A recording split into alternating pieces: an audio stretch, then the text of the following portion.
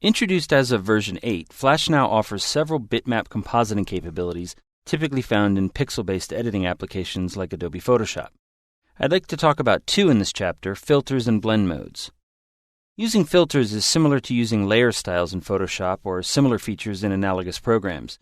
They can only be applied to movie clips, buttons, and text elements, however, which means that shapes, groups, primitives, even graphic symbols are left without access to this option.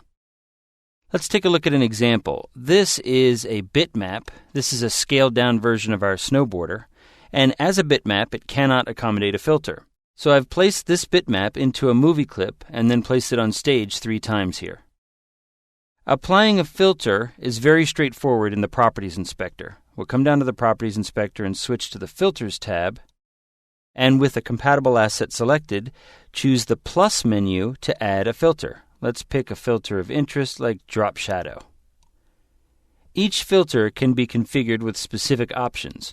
So here in drop shadow, you'll find settings like blurring the X and the Y, adding an angle for the shadow, giving a strength or opacity to the shadow, rendering in low, medium, or high quality, and a distance offset for the shadow.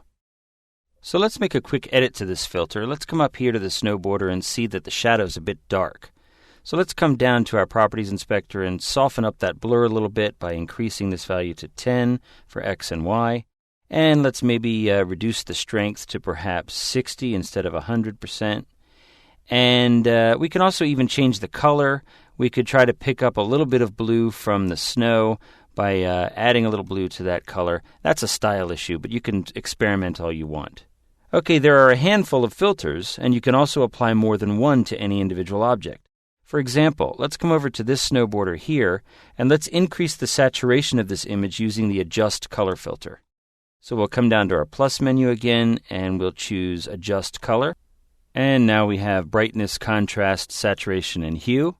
So let's come up to the saturation and increase that a little bit. Let's go maybe 20 or so. We don't want to oversaturate the image. And that looks pretty good. Okay, now let's add a second filter. And let's see, we've already used drop shadow. Let's add blur.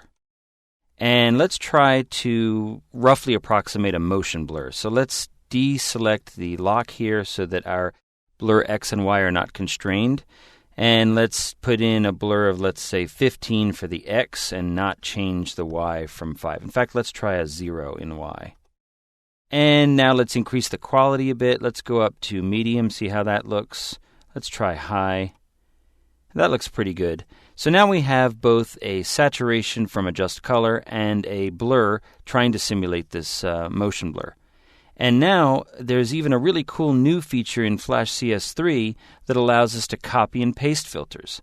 Let's copy all the filters on this third snowboarder, and we'll do so by coming over here to copy. You can either copy the selected filter or all. And let's choose this last snowboarder and come over here and paste. So now you see that both filters have been applied, and you can see the settings here. Because the filter settings have to be configured through this inspector every time they're applied, this is a very welcome feature. People who use the interface will really appreciate this, especially when there's more than one filter in use or a lot of movie clips that you have to apply to. One last note, be real careful about using too many filters. Obviously, that can be gratuitous, but in addition, they can affect performance.